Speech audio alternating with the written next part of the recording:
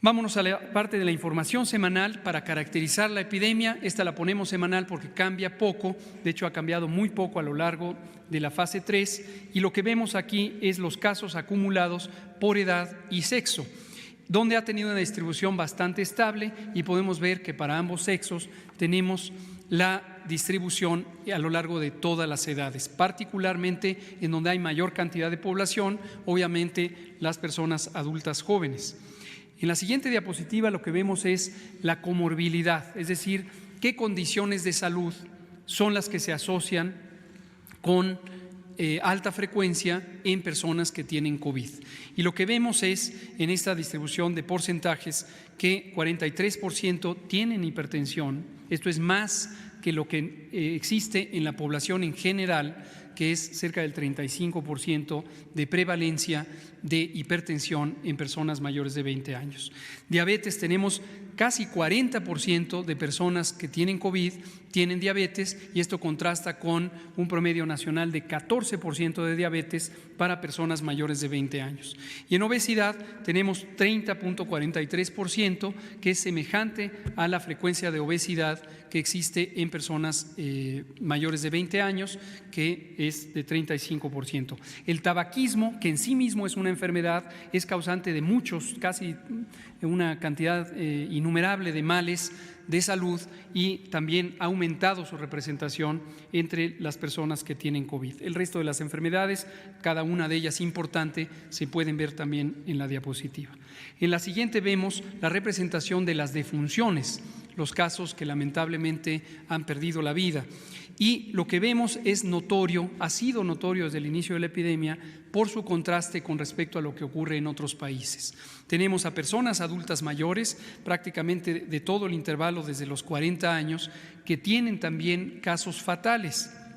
Existe un predominio mayor de hombres sobre mujeres y esto nos ha permitido reconocer que el sexo masculino respecto al sexo femenino tiene una mayor probabilidad de complicaciones y también de muerte, con un incremento de 60% más que las mujeres.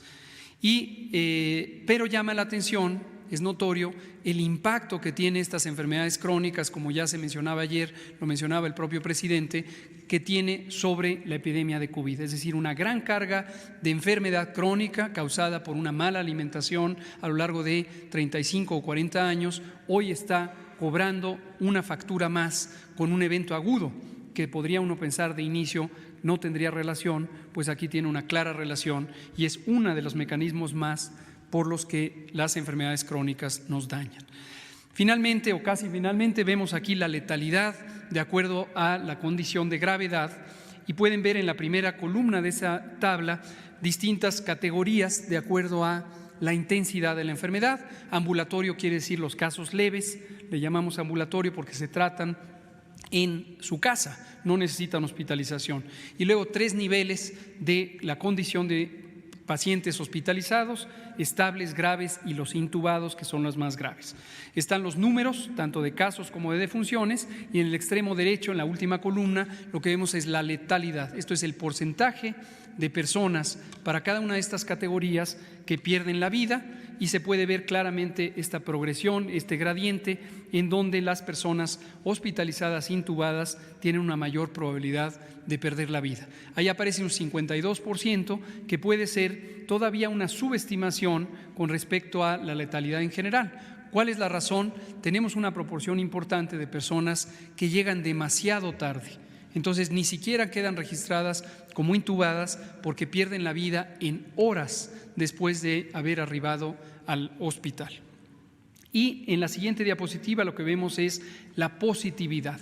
La positividad es el porcentaje de personas que teniendo las características clínicas de COVID se les toma una muestra de para procesar un análisis de laboratorio y que se encuentran positivas al virus COVID. No todas resultan positivas porque hay otras causas también de daño pulmonar agudo. Y entonces no todos los casos de infección respiratoria aguda grave son realmente COVID, pero sí lo son un porcentaje muy notorio que aquí se puede ver. Me concentro en la curva morada, que son los casos más graves, donde en promedio hasta el 58%, según se ve también en la tabla que está debajo del gráfico, pueden llegar a tener positivo a COVID. Y obviamente los casos menos graves tienen menor frecuencia.